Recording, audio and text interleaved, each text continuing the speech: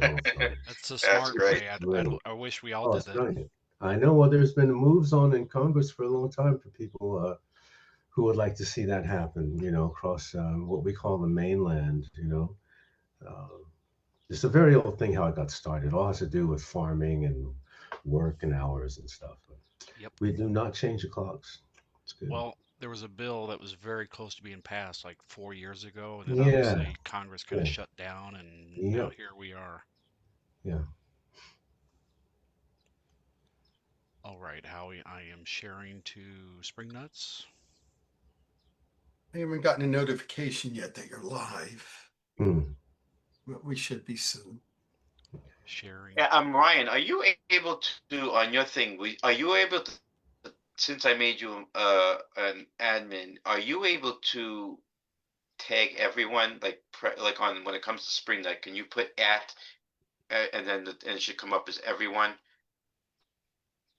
We'll have to talk about that. I'm not quite sure what. Okay, I guess fine. Let's go ahead and then I'll do it myself. Yeah, I haven't gotten a notification yet that you're live. So Okay. I want to refresh Stan because I've already shared it to both groups. okay. Oh. There's a little more light there. Just not too much. Yeah, No, no, that's that's good. great. You're No, good. it's You're good. perfect. Yep. Great. Okay, we're good. We're good, Ryan. I got you. All right. Yep. We're live. We got comments rolling in. We got viewers rolling up. So we're good. You're off and running. Okay. Okay. Let me just see if I see it because I want to. David, you're the second man in the hat that's easily recognizable with the hat. Danny Clinch was on here a couple weeks ago. Okay. Yeah, Anytime Danny. you see Danny, he's got the hat on.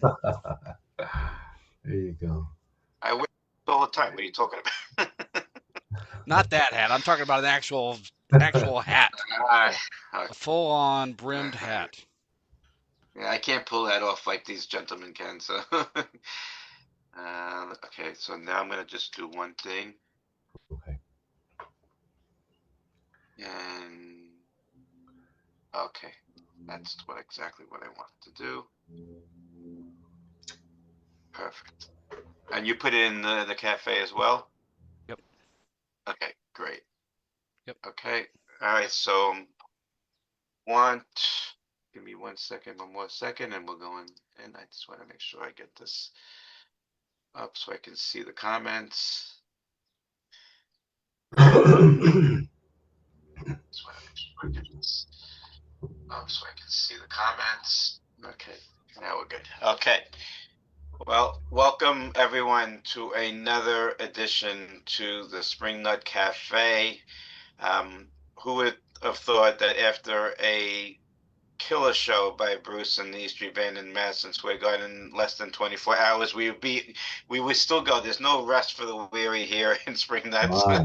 we keep going, and we said, okay, we had the E Street Band last night rocking us to the ground, but then we said, you know what? There would be no really E Street Band without Bruce and the original E Street Band members, and we're honored and so happy to have such a gentleman and such a great pleasure to have a Hall of Famer and such a talent in so many things, not just with Bruce. I mean, you name it, he's been with them. Mr. David Sancious, welcome to the show, Okay. Dave. Oh, that's very kind. Very kind words. Thank you. Thank you, guys. Very kind. Well, with that being said, That's a little. That's he feels like you name it. He's been with them. That's like kind of like. so someone actually said I could be taken the wrong way. But no, yeah. joking. It's totally okay. No, you're in the right appreciate place. Don't trust me. If Musically, everyone's gonna get it, it's gonna be here. musically, Don't he's worry been with a about lot it. of people. it. Not Yeah. They'll No, get I it. appreciate it. Thank you. That's a very, So- very kind thing to say. Thank Well you. deserved. Like someone said, like Susan Stucker said, you're an embarrassment of riches. That's the way I should put it. Embarrassment of riches. I'm going to say that Julie unfortunately cannot join us tonight. She lost her voice at Madison Square Garden last night. Oh So, but gosh, give her my best, please. I will. So you're stuck with me. But anyway, I want to introduce Ryan Hillgoss, our host and captain of the ship here at the Spring Night Cafe, and of course we, the pride of Ocean Grove, Mr. Stan Goldstein. know. Sorry, that's sticking, Stan. All right, hey, it's true. Yeah, okay. And humble, by the way. Okay, all right. All right. With that being said, Ryan, it's all yours. David, I was joking with Stan earlier before you came on. He's got Vinny on one shoulder and you on the other. Vinny's the bad angel, you're the good angel, and Oh, you There's two are Gary. arguing. no, don't do that. Don't do that. Vinny's Vinny and I'm me. God bless him. Thank you for being here. We greatly appreciate it. It's a pleasure and an honor for me to talk to you. So we'd like to get to know you a little bit, as much as you'd like to share. We'd like to hear about your earliest days, your upbringing.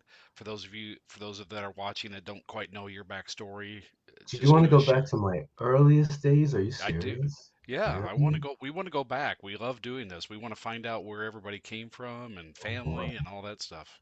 Ay, ay, ay. Right out of the womb. Okay. Well, if you want me to start, so you said it, I'll really just not, because it's a long story. I'm 72 years old now, but It's okay. We're here. I'll just condense it in terms of like how everything got started for me. I had the good fortune to be born in 1953. Was like something like, I don't know, 8 years after the end of the war or something, somewhere in that timeline, Korea was. But anyway, my very good fortune, and I say that from the perspective of being able to look backwards now, being the age that I am, and having done everything that I've done, having been with all these many different people, and to look at it not just through the lens of what you've done, what I've personally done and come through, but the lens of what is it now? What is the state of technology now? What's the state of society now? And it's a joke. It's like every other generation says, oh, these young kids don't know what they're doing, and we were the best and all that. We had best music, we had best this and that. Well, I kind of, ironically, I've not completely, but I find myself in that kind of camp, in that I make a big distinction between my generation, baby boomers, okay? We happen to catch what I believe is a confluence of energy and cultures. What happened then, and this is what is going to be sort of presented in this the presentation at the opening of Bruce's archive situation. Okay, they intend to, unless I hope I'm not speaking wrong, the intention. Bob Santelli was explaining to me the intention for these 2 days, the show on the 4th and then the 5th, is to present a sort of chronological progression of quotation marks, American music, okay? And I say quotation marks because nothing is purely, when you get to see how everyone got together. But it did happen in this continent, in our time zone. But we caught a particular confluence of cultures and energy and technology that was not present in any previous cycle. You cannot back up in history and find a time when, let's say, the harmonic traditions of European classical music, okay, suddenly were met face to face with the harmonic and rhythmic traditions of African music. African/American music once it's transplanted and then developed in America. And then that becomes what people called jazz. Okay. Here's these two energies, and because they are harmonic and rhythmic cultures of their own, very, very well established. The African, not so much at the time because it was Africa and Europe was Europe, and that's where all the money and the influence was. But at some point, everyone became aware of everyone else, okay?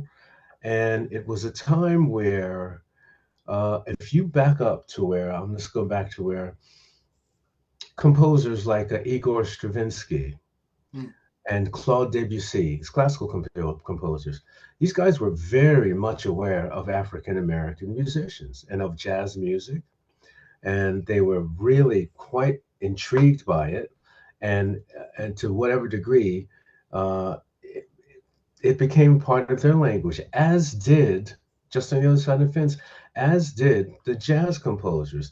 You have people like Miles Davis. Okay, Miles Davis went to Juilliard. Okay, so what do they study in Juilliard? That's one of the highest music schools you can possibly attend.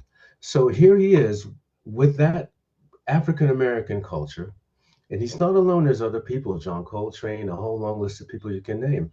But what happened is everyone became attractive to everyone else. So suddenly, the African side, that whole, because the African American jazz, quotation marks, developed its own harmonic language, okay? An expansion quite different from traditional classical music, okay? But again, at some point, one became attractive to the other. And they each decided to just, what they decided, but I mean, it became a natural expression of composers, people who are sitting down writing music, um, to incorporate what they're being impressed by. I mean, look at Leonard Bernstein, Mm. and West Side Story and all that and Gershwin. I mean, my God, the whole his beautiful blending of classical piano and the keys of jazz, the blues feeling that goes all through, pieces like, Rhapsody in Blue and all that great stuff. So I think that we really caught it. Now, combined with that, everybody's starting to like everybody else. Not care about if you're black, white, green, or purple, or did you go to college, did you not, or did you study, whatever. It's just, wow, that's interesting. Wow, you're interesting. And at the same time, we had this technology. Uh, Again, a confluence, a kind of an explosion of possibilities to where instruments were invented that had never, again, you cannot back up and duplicate that particular era. I'm going to say, 40s, 40s and onwards into it. You can't back up and find uh, the sounds and even some of the rhythms. So some brilliant spark came along and invented this thing called the Hammond organ. To this day, that thing, it's insane the way that sound got infused into our vocabulary, of music, that the sound, and it's an outrageous instrument. It's really wild. So then you have that gets incorporated. Now you've got our traditional stuff. You have acoustic guitars, you have gut string guitars. Some bright spark comes along and invents an electric guitar, a solid body electric guitar, 6 strings, and with pickups. And then the whole thing those things happening at the same time is incredible. So then now you have this whole color, and that's what it was. They were colors. The Hammond organ and the electric guitar were colors that were added to our sound palette. And people began to get used to hearing this stuff. At first, when it was very exciting when you hear this thing, oh God, what is that? Crazy, brilliant. And then suddenly it becomes like people are again, people are attracted to it. They're attracted to the sound of these new instruments. Then somebody comes along and invents this thing called a synthesizer. This thing that was living, it had life in a laboratory, and it was huge. In order to make the sound, there were modules that would take up the space of a better part of a wall connected to all these electronics. But this, for the first time in human history, gives an individual musician, the ability to create a so-called unheard before sound from the bottom up. The envelope, as it's called. What is the sound? How long is it? How short is it? What's the timbre of the sound? All these controls to make it up. Now this is in one person's hand, and you're off to the races with your creativity. That thing developed, and then somewhere in there as well, they invented this thing called a Fender Rhodes piano, a whole other color. It's like a piano, but with a bell-like sound and all these other things nobody's ever heard before. Eventually, The synthesizer goes from being able to only produce one note at a time in a laboratory to where they figured out, okay, we're going to put this thing in a box with a short keyboard. This was it was a frustrating thing, but an interesting thing about it when it came on. It did not have anything approaching a full keyboard length, like a piano or even an organ or anything.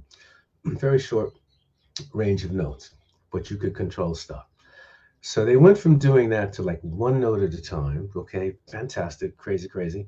And someone said there was a company it was called Sequential Circuits. I don't think it was a British company. I think an American company. Now, again, somebody stayed up all night and figured out how to make this thing. Now you can play 5 notes at a time on this synthesizer with all these sounds that you have created. It was just an insane time. I mean, a really for keyboard players and for people who are interested in sound, as I always was. My father was an electronics engineer all of his life. He worked for the government after the end of the war until he passed away. And our basement was full of all kinds of like electronic apparatus. We had like radar units and oscilloscopes and all kinds of stuff. I was always fascinated by electronics, always, always. So again, lucky me that I came along at this whole, again, this confluence of these technologies. And again, it sort of went from there. Now, as far as the synthesizer goes, as time, we're going back to the 70s now. Bands like Yes, Genesis, myself, Weather Report, everybody, you had to have multiple keyboards in order to sort of play your song live because no one keyboard would do one sound, which was like kind of crazy. Eventually, somebody, again, they stayed up all night and they figured out, okay, this thing is now, forget about 5 notes and forget about a short keyboard. It's going to be 88 notes long, the length of a piano. 88 notes. And you can play all of them. There's no limit anymore. You could sound 100, I think sonically, there is a projection limit through the audio. 128 notes at a time could be heard from this thing. Insane. So, again, that was the foundation of people like me and others, let's say keyboard players. I remember interviews with people. There was a keyboard player named Jan Hammer, who was the keyboard player in the Mahavishnu Orchestra.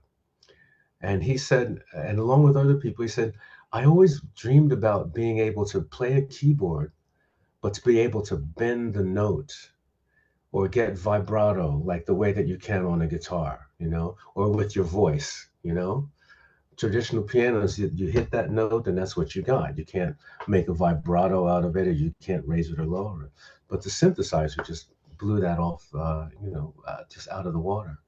And it's been an incredibly creative time because of that. Again, it doesn't, what it really did was just broaden our sonic palette like crazy. Like somebody just came along and dumped a whole new bucket of paint on you and goes, here, you got like 18 more colors now, and even more. Just, have fun.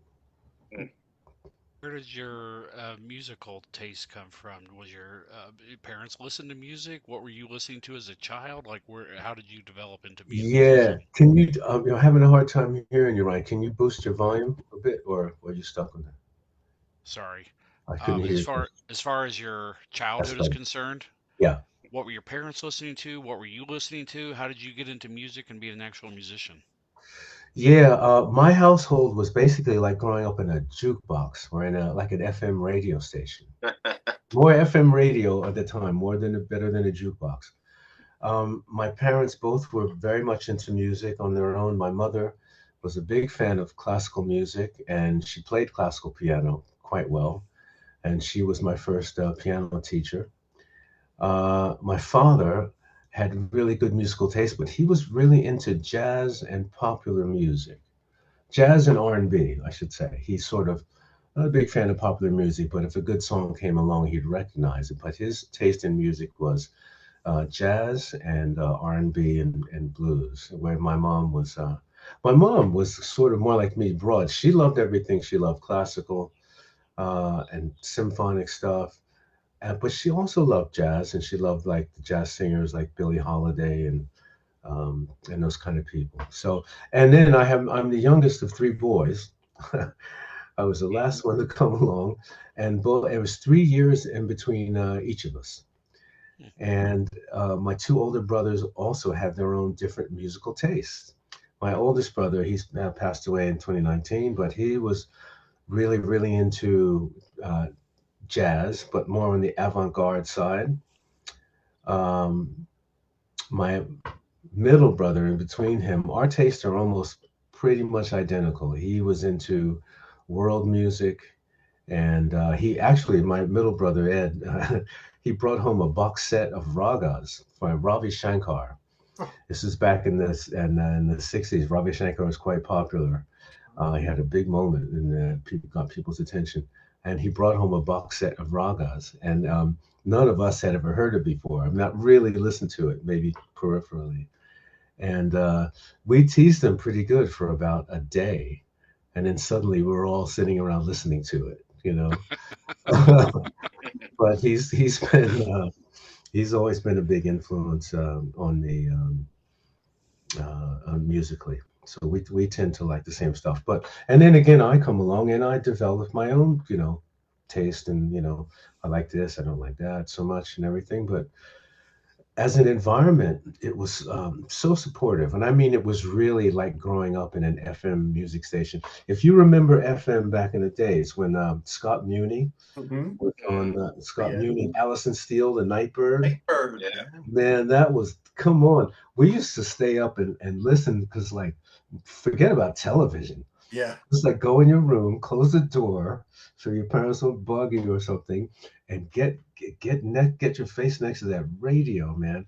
You could hear on one situation, you could hear, I kid you not, you could hear back to back Jimi Hendrix, followed by Chick Corea, followed by Joni Mitchell, followed by who knows what. It was just the most interesting, really eclectic, the broadest view of music around. That was a fantastic station. WNEW FM. 102.7. Yeah. Yeah, there you go. So did your mom teach you how to play the piano? Did you take lessons? I did. My mom was my first teacher.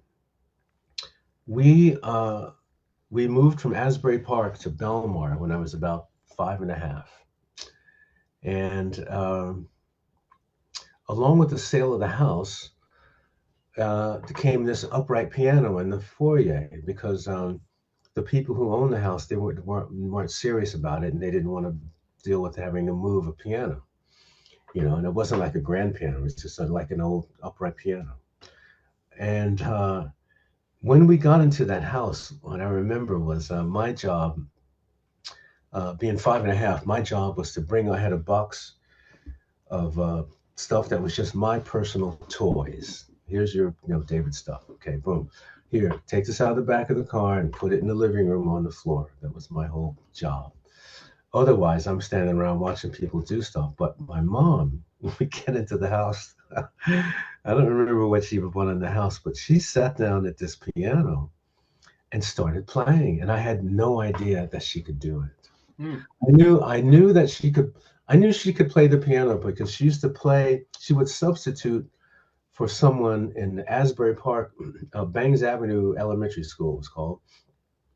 She would substitute for the person who was supposed to be playing in an assembly or something, right? And she was teacher there, and she would substitute in church at St. Augustine Episcopal Church, where we went. If the person was sick, she could sit in. But I never heard her play on a daily basis.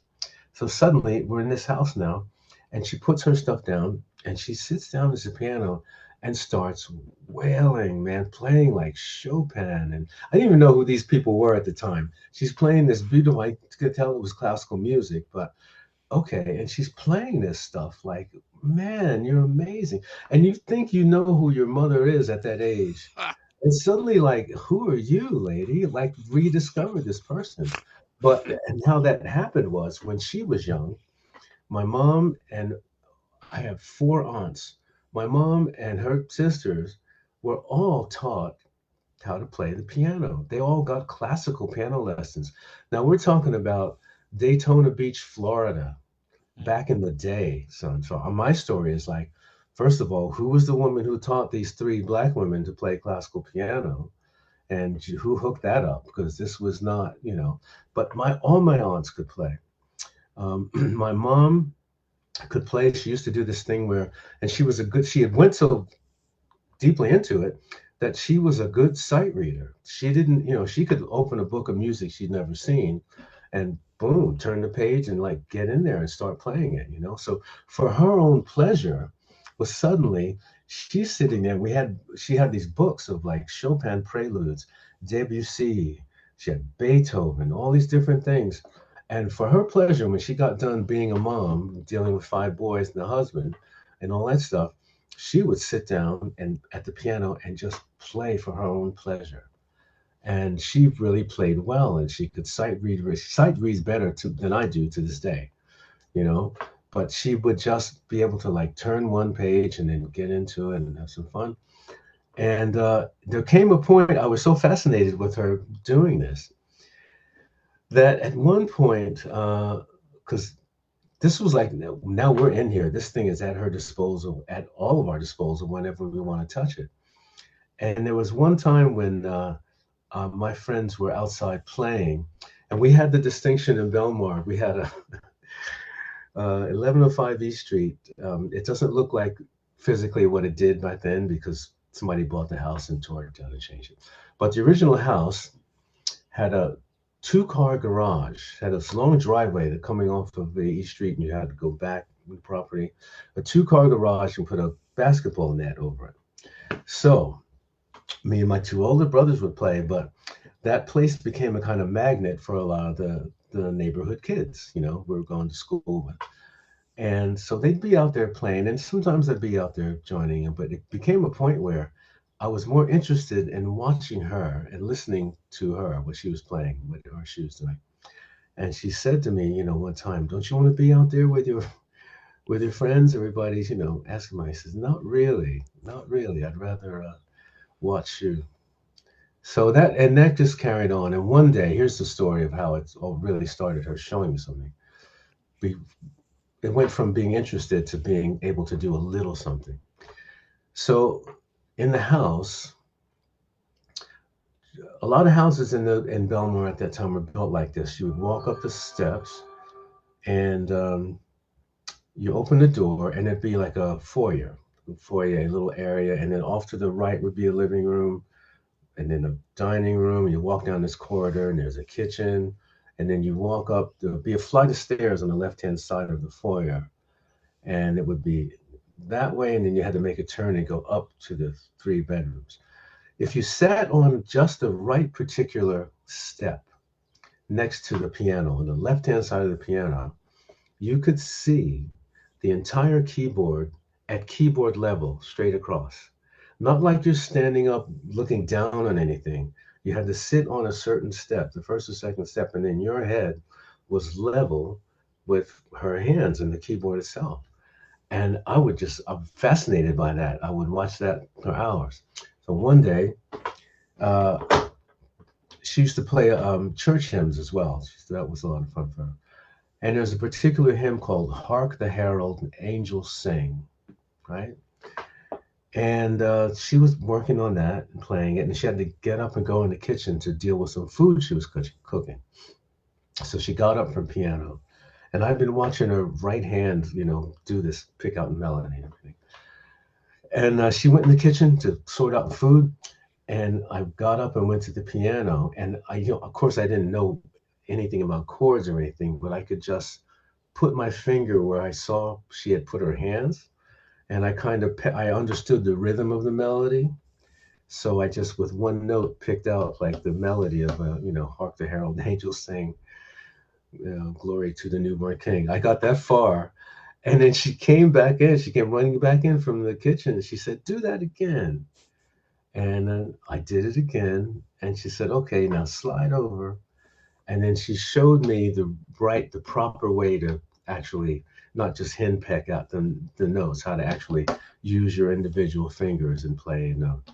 And that was the beginning for teaching me. She taught me for about a year. And according to her, I was making tremendous progress. And then she got me lessons with actually a virtuoso pianist who wasn't able to make a living as a virtuoso pianist. So he ended up teaching in the art department at Neptune High School, Yeah. where at that time my mom was, yeah, yeah, Neptune. My Yes. mom was working there as well. She was Right. teaching. And so she got me lessons with him, and he was fantastic. James Connell was his name. He was brilliant, really, like good enough to be a recital pianist and make a living touring, but except that it wasn't there. You know, it's a very narrow field of people who can do that. But anyway, she got me lessons with him. I studied with him for about from when I was 5 until I think 13, Hmm. something like that with him. It was brilliant. He taught me all the proper technique of how to play the instrument, and also, some ways to taught me ways of how to learn music, um, and just gave me some great tips and skills that I've taken with me all these many years. But he was quite good. Well, I'm sorry if you don't mind me asking. What is Hmm. your mom? What was your mom's name? Her name was Stelma, Oh, Stelma. Stelma. Well, Yeah. God bless Stelma, and God bless the people that moved out and left that piano there. Because How if about that that? piano hadn't been there, How I about don't know that, what man? would have Who happened. knows? It just might have been a guitar player at some point. Yes. She was Mrs. Sancious to me. I went to Neptune, and I remember Oh, I knew of okay. you. I knew of your parents, and when I learned of you, I go, Mr. and Mrs. Sanchez's son is in Bruce Springsteen's band. So, yeah. That's funny, man. Yeah. On that note, I'd like to read a short segment from Bruce's book about Hmm. you, if that's okay Oh, with you. sure, please. This is from Bruce's Homecoming, page 145. I'd recently been to Upstage and heard a young black keyboardist who floored me. He was 16 years old and one of the greatest musicians I'd ever heard in Asbury Park. Davy Sancious had pure musical genius and incredible stage presence. He was a star in the making, and I wanted him in my band. David had the courage to cross the tracks and enter the primarily white rock world of the Upstage Club in search of musical adventure. In turn, he was a completely new presence on the scene and stirred enormous excitement. There was some drifting back and forth across the color line in Asbury in those days, but not a Yeah. lot. Yeah, it's true. Not a lot. Gary Talent played with Little Melvin and the Yeah. Invaders, an all Yeah. black soul band, with a young Clarence Clemens on sax, in the black clubs surrounding Asbury. Yeah. I'd wander over to the Orchid Lounge on Springwood Avenue when they brought in my favorite soul acts. As a white man at the Orchid, you were an oddity, but never hassled. Yeah. It was a great place. Davey joined my new Bruce Springsteen band, and I left my days of long-haired, guitar-slinging glory behind. Mhm. So high praise from Mr. Springsteen Oh, he's on a too young much. 16-year-old Davey Sancious. He's too much. God bless him. So if you Yeah. can kind of talk, that's kind of a segue into, how you developed, what took you to the upstage and what happened Yeah. after that. Well, what took me to the upstage was, and remind me, it was 16. That means he's was 3 years older than me, 4 years older. Um, I had quit school at 15 against everyone's advice. I quit Manasquan High School in the middle of my junior year. And I won't go into that story. That's maybe bad. Well, it's already 12:30. I won't hear that story. But it's just suffice to say that I was not happy. Um, I didn't like what I was being taught, and I didn't like the way I was being taught. And after one particularly stressful day in history class, I had an argument with the history teacher, and they sent me to the guidance. They sent me to the office, and then they sent me to the guidance counselor. And it must have been the guidance counselor at the time. It must have been her first teaching assignment. She was quite young. She must have fresh out of college, like last week or something, right?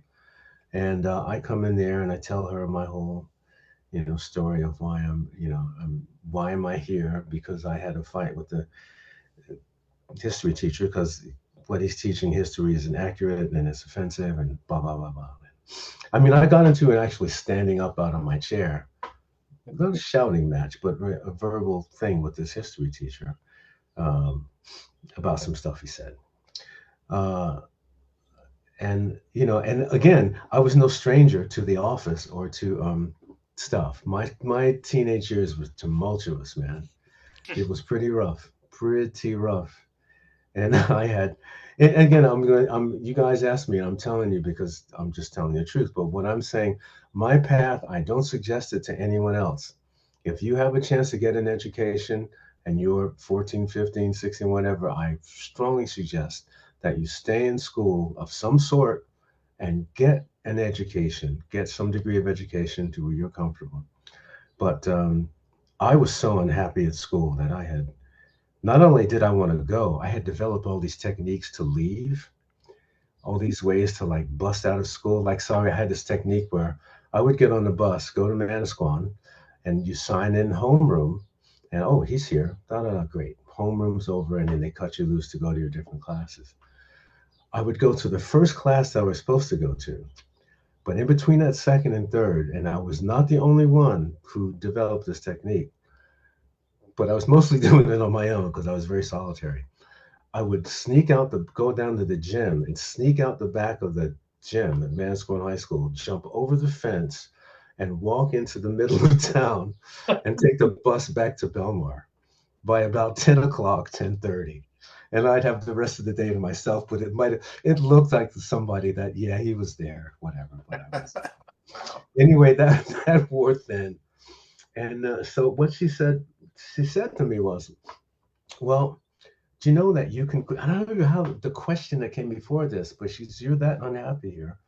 She says, how old are you? I said, I'm 15. And I was just on the verge of beginning to get your driver's thing together, a permit. She says, well, if you're already 15, you can quit school without your parents' permission. And I was like, what? Really? I was like, for real? Are you serious? And she was quite, yes, you can do. And then we had a little further conversation, and she brought out the form. And I said, if you're not kidding me, I'm going to sign it now. Forget about it. I'm not going home and talking to my parents about any damn thing. Show me the paper. And she brought it out, and I signed on the dotted line, and I was out of there. Wow. Now that was 15. Okay. And that day, I didn't jump over anybody's fence. I walked out the front door, right past the office with the principals and all these people. I walked straight past them. I didn't get in their face and say anything, but I was like, please don't even try to stop me. You don't want to stop me now. And I walked out the front, took my time. I walked to the corner, and it was the front of this pharmacy, and I forget the street, Main Street in Mascon. That bus came along to Belmar. I got myself on it, and that was the end of that, situation. Well, I hate to ask this, but your mom's a teacher at school. Yeah, that's- Oh, it didn't how go did down. this? Are you kidding me? Oh boy, that's a whole other little mini book on its own. That did not go down well with her at all. It took a minute for her to. It took a minute, perseverance on my part, and some degree of success for her to realize that number one, I was dead serious about it. Number two, uh, excuse me, I was actually making progress with it, even on that local level of playing with Bruce, and we were playing around and doing everything. We weren't sitting on our hands too much. And then finally, she got it, and it just became a series of uh, every opportunity led to another opportunity, which made the whole thing real. So by the time I was 18, she was okay. You're fine, and just carry on. But I feel like I was telling you that story to tell you another thing about Upstage and how being 16. Yeah, I ended up there because I wanted to play. And that was the place, that's where everything was happening. There was no other, for that genre of music, and there was nothing else like it at all in the area. So I used to walk to Upstage from Belmar in the summertime. It was 8 miles. Oh yeah, it's a straight line. This Yeah. is a straight line. You walk from East Street to, they call it Main Street now. It's called F Street. Yeah. Because you go out of East Street, turn the corner, walk to F Street, and head, what is that? South or north, whatever, towards Long Branch. Yeah, North. north. Yeah. It's a straight line, and you end up on Cookman Avenue, and pow. And when you're 15, 16 years old in the summertime, who cares? Walking 8 miles means nothing. It's fun. And I really wanted to be a part of that whole scene. I wanted to play, and luckily I was able to get in there. And it's true what they said. There were not a lot of us playing on both sides of the tracks, quotation marks. There was myself, it was Ernest Carter, Gary Talent, Clarence, and I don't know much more, but it worked out well. That's luckily, luckily I was able to get on stage and play in Upstage, because it used to be a kind of thing where people would come up on stage and there were jam sessions. If you weren't actually in a band playing an actual set, then they would have jam sessions. And someone would invite you to come up, or you could be bold enough and just get up there and get behind the drum kit or sit behind the thing, and maybe something would happen. But yeah, and the particular night that he was saying, after he had asked me to join this new thing he was doing, there was one particular night, and he must have already seen me play because he was talking about it. But I walked to Upstage. I'm sure I told this story to somebody else, but I don't want to bore you with it if you already You're not heard it. boring us No, at all, not man. boring at This is all. what I we love have it. you on That's the what show Yeah. for. here, man. You Our can. The audience floor is loves it. yours. In The the floor is comments. yours. Yeah. But there was one particular night in the summertime when I walked to Upstage because I wanted to get in a jam session. And Upstage used to be a reverse 9 to 5. Hmm. They would be open, and then by midnight, they had to clear the place out. There was some weird liquor law. So, and there was two places on the first level. There's Tom McCann's shoe store, and there's this door and flights of stairs. You walk up and you get to a level. That was a coffee house, and they used to have like folk music in there, all acoustic, like folk singers. I mean, Albie Talone used to play there, and then on that levels, all you could get was coffee, and drinks and stuff, no food and folk music. If you go up to the next level, it was all psychedelic. It's like another flight of stairs to walk up. Walls are all painted psychedelic, and that was electric, right? Almost exclusively electric. So I walk up there this one night, and I see Gary Talent. Gary and I had worked together. I met Gary to a recording session for a completely different person who I cannot remember now. But whoever this was, they had their own little amateur recording studio in their house, like in West Belmar or somewhere. Anyway, that's how we met and ended up working. And I'm walking up the steps one night, and I see Gary Talent, and Bruce is standing next to him. And I'd seen Bruce play. I saw his band Steel Mill a couple of times, and so I knew who he was, and seen him.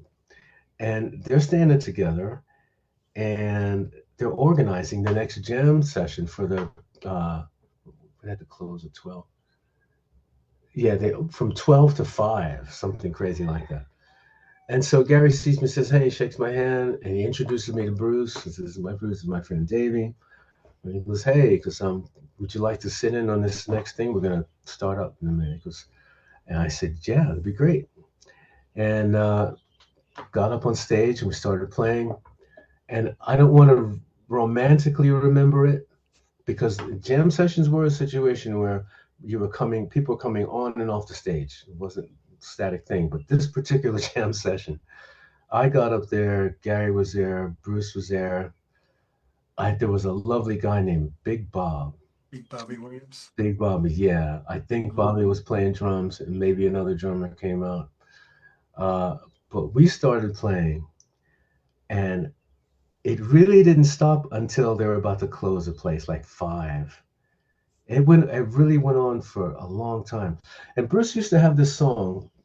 It was a blues song. He improvised the lyrics. It was called Heavy Louise. You guys remember that? Okay. I don't know that one. Don't know that one. No.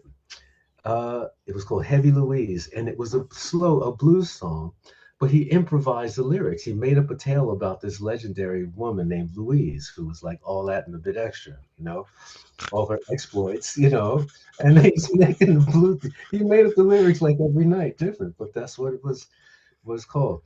We played that, and we played, I don't know what else we played, but I mean, by the time the night was over, we're walking off stage, everyone's, you guys got to get, and the sun was coming up. And I didn't have a car. So back in those days, someone used to give me a ride home, right? So we're walking to his car. He had a car. It was with someone who had a car. Maybe Vinny had a car. And there's the three of us in something. I don't remember. But again, forget my memory, but forgive my memory.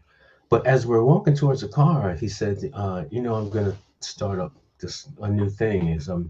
I'm not doing steel mill anymore. I'm going to start up this new band. Would you like to play keyboards in it? It's like instantly, well, yeah, absolutely, man. And me being 15 years old and out of school, and I need a job and I need a activity I need to make some progress on this thing that I want to do with my whole life. So that was it. He asked me on the way to the car as they're getting ready everybody's going home. And, it went from there. We went through many different permutations of that before it became the E Street Band. There were so many different, there was a group that we called Dr. Zoom and the Sonic Boom. Yeah. Yeah. All kinds of stuff. We had a good time. And, here we are all these years later. The beautiful thing about the connection with Bruce, I was thinking about it this morning. We were texting each other yesterday about something else.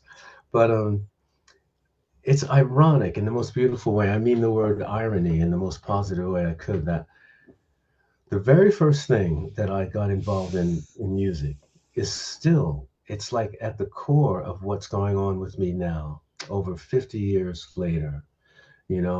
We've stayed involved with each other musically long after I, left the E Street Band. Quote, we've done all sorts of stuff, and we've actually got 3 unreleased albums in the can.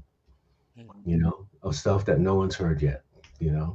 And in his cycle of time, at his leisure, he's going to put stuff out. But and this the opening of his archives coming up in June. That's going to be a nice event. But it's ironic that he is still, such a positive presence in my life to this day. It's beautiful. And I've done a lot of stuff. And I mean, that decision I made to be a musician and take the chance to do all that stuff, that's led me to. I mean, I've met and worked with musicians that I was buying their records when I was, like I got to work with Jack Bruce from Cream, in the 80s. And then I got to work with Eric Clapton, 2001 for a year, all kinds of stuff. But all these great things happened. I met Peter Gabriel and Sting, crazy, many years and hours with Sting. But all of that came from, the root that is still there. I'm still very much connected to it, and I'm loving it. I think about it quite a bit. So. As a segue, I wanted to ask you a question about the Wild and the Innocent album. You have time? We want to be cognizant of your time. No, go ahead. We're good. We're good for okay. I just wanted to show a short clip of something that you played a few years ago, if you don't mind. No.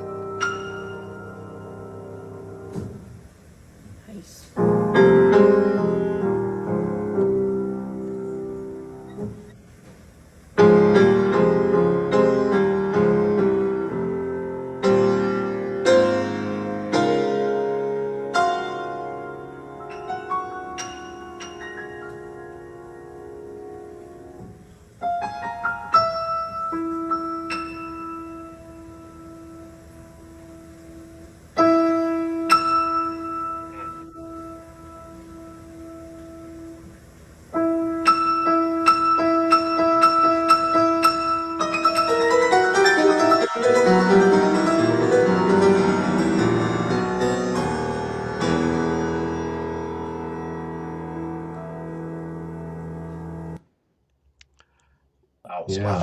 For anybody that hasn't watched this, you need to watch this. It's like a 12-minute version. This is from what, Stan 23? I Yeah, think it's, yeah. I don't know if it's because of the way we're streaming, but the video on it was quite frozen. It's Okay. broken up. That's probably just because what we're doing, but I'm Yeah. sure if you go to Oh and yeah, check it no, out. But so Yeah. I guess my question to you is, especially Incident and New York City Serenade. I mean, your piano is the structure of the whole song.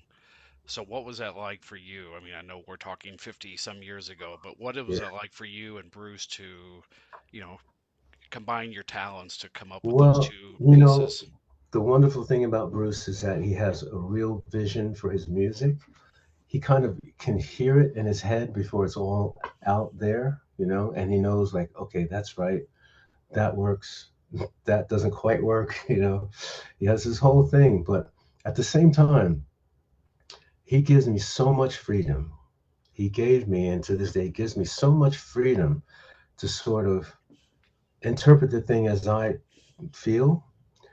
And well, with that situation, there's no direction. He just said, "Hey, do a piano intro, and when you're wow. done, we'll carry on."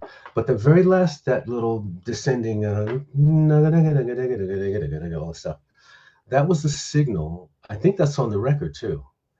That was the signal that I'm done with, the intro, and now this is going to start the song.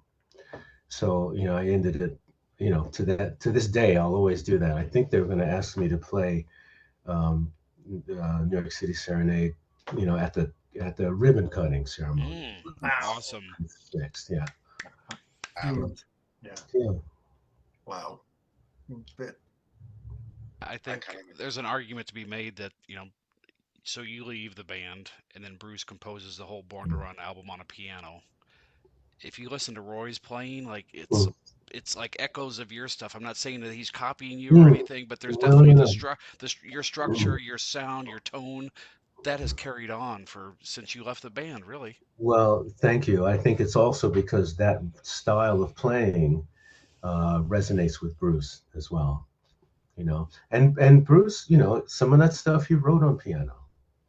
He didn't write everything on guitar. Different songs were written on a bunch of songs on Greetings, where he wrote on piano and showed me on piano, and then learned. But yeah, and again, I think I think that's a color, you could say. Um, that kind of piano playing is a color that he's kept in the music, and Roy can certainly do it really well, you know. Absolutely. So and what are you David, working on? Sorry, go ahead, okay. Stan. Go Now, ahead. well, we do have to ask you about Bruce naming the band East Street Band, and I want to get your comments on Clarence in his book saying it was because you were always late. And then I did have a chance to ask Bruce that once, and he said he didn't remember you being tardy. That was the exact word he Thank used. you. Thank you. So did they rehearse a lot at your house, or what are your recollections of where that came from? We rehearsed a couple of times at the house. There was a whole lot of myth around that's where the whole thing grew up. That's not really accurate. We used to, in fact, have a hard time finding a place to rehearse, actually, and it ended up being Tinker West was like the most reliable, consistent place that we ever had to rehearse. But there was a period where shopping around, and my mom used to let us. She let us be in our basement, I think, a couple times, and then she let us set up in the garage, the two-car garage at the back of the property. We did that, but that wasn't a constant thing. But that was just her, out of the kindness of her heart, let us do it. But the, as far as the thing being named the East Street Band, I do remember coming home from a road trip somewhere, and it's early in the morning again. The sun's coming out. It's probably spring or summertime, and we Bruce said, we wanted to name it something. He didn't want it to just be, Bruce Springsteen. And so we started throwing out names in the car. People are being quite, we're all probably didn't sleep from the last gig we did, but it's early in the morning and we're all just kind of punch drunk and saying silly stuff. And I remember one, I think this was Vinny who said it. I'm pretty sure it was Vinny. And so somebody said a name, and Vinny said, "How about Angel's Underwear?" Huh. And I said, "Dude, There's no way I'm gonna be in a band, and like my parents are not gonna be happy about me in a band called Angels Underwear. And you Not just left happening. school. Yeah. So we laughed about that for a little bit, and then we got to that corner. We turned the corner off of Main Street, F Street then, and you get to the corner of 11th Avenue and E Street, and there used to be these white little obelisk Yeah. things pointed that had the painted on the. Yeah, they're still there. They're still there, yeah. Yeah. And for some reason, Bruce, we turn in the corner and he sees it and he goes, he just said E Street, wow. And he said a few times the E Street, E Street, E Street Band. It's just kind of like that. It wasn't any big decision, and it's just like it's kind of resonating for him. And then I got out and went about our business. But I think the next time we got together, he had made a decision that that's what he wanted to call it. And then I read something in a book where, in another interview, where someone asked him that. And his version of it was, he said, well, David was a big, important part of the band at that time. And, we needed a name and, that kind of thing. So it was just, I've always been really touched and honored by it, that I'm, the street I grew up on and developed on is attached to a part of all his fantastic things. I find that that is the #1 Springsteen fan photo op, 10th Avenue and E. And I call it the Springsteen fans Abbey Road shot. Even the Stone Pony or other places, that's the one place that Springsteen fans got to get their pictures at. Yeah. Oh, yeah. Well, there you go. So, David, I need to ask you a question for my own personal reason. I love the Stack Studios and all the musicians that came out of there. Obviously, Booker T. Jones, musical genius. You ever had a chance to work with Booker T on anything? I did. That's an interesting question. Thanks for asking, man. I did. One time, I did a session in San Francisco, and Narada Michael Walden was the producer, right? And I think we were doing backing tracks for one of Aretha's records that he was producing. I might have that wrong, but the band and the session was Narada Michael Walden on drums, me on keyboards, Clarence Clemens on sax, Booker T. Jones on keyboards as well. There's 2 keyboard players in it. And I don't remember, probably Randy Jackson on bass. Wow. Randy Jackson was a brilliant session bass player back in the day. Fantastic. So we finished the session, and it was, I think, done at the studio in San Francisco. What was that thing called? Phonoprint. Wow, I can't remember. I remember all this stuff. And so everyone said, Booker T said, hey, he was living in Tiburon at the time, as was Narada Michael Walden. And he said, what are you doing? He had plans for dinner. He said, well, come by my house, have dinner with me and the family. And I did. I think I used to drive myself around. I used to get a rental car for me back then. And drove myself to his house. We had a lovely dinner, him, his wife, and I think he had 2 kids. There's 1 daughter, I remember. But we just had a great time. We had a great time in the session, musically, really enjoying what the other person was doing and how it all worked out. And just a great, really pleasant dinner at his house with his family. It's beautiful. I mean, on top of all of his musicianship and his, incredible playing, the thing that always shocked me was that he lived in Memphis. He was at Stax on the weekends. He'd drive to Indiana, go to school during the week, and then drive home on the weekends. And he was like the musical director and doing all the scoring and sheets and everything for everything that was going on at Stax. And how he was able to do those 2 things is beyond me. That's a commitment. There you go. Well, thank you for sharing that. Yeah. I don't think we brought it up, but David, you're talking to us from Hawaii, right? You're in Maui? I am. I live permanently in Hawaii. This is my 7th year here. Wow. Our 7th year, I should say, myself and my wife of 28 years. Yeah, we love it here. So, and it's not, I swear to you, not a week goes by. I mean, a couple of days goes by where we're just commenting about how on the most common things, we're on our way to the grocery store or something, and we're just enjoying where we are physically, the environment and the energy and the weather and each other and everything. It was a really good decision to do that, to move here. Plus, I have family here. My middle brother, who is still very much alive, he's been living here since the early 90s. Wow. And yeah, he got married here, and I have a whole other extended family, because of that. So, and we live about 15 minutes apart. He lives in the next town over from where I live. I live in Wailua in the mountains. He lives in this town called Kapahi. Hmm. But we see each other a lot, and we do all kinds of family stuff, and we have lunch together and hang out, and we're each other's ride to the hospital should we have to go, you know. But it's worked out beautifully here. It's really wonderful. Any crossing of paths with Mr. Nelson since Willie's lived there for so many years? No, no, I have not crossed paths with Mr. Nelson. I have crossed paths with Taj Mahal. Hmm. Yeah, we had a nice thing. There's a new recording studio being built here in the mountains, actually in the same town where my brother lives. And it's still under construction, but he is one of the owners of it.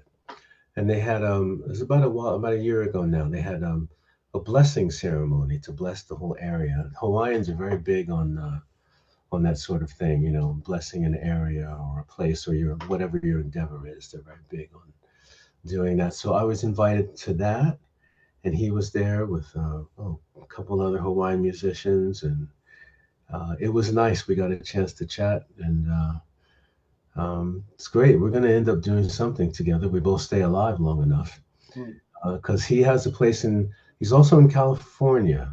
He's got a compound somewhere in California, but he's here quite a lot on the island. He has a place here as well. And I've not run into, but I've spoken to Carlos Santana on the phone a few times. He's here with his wife.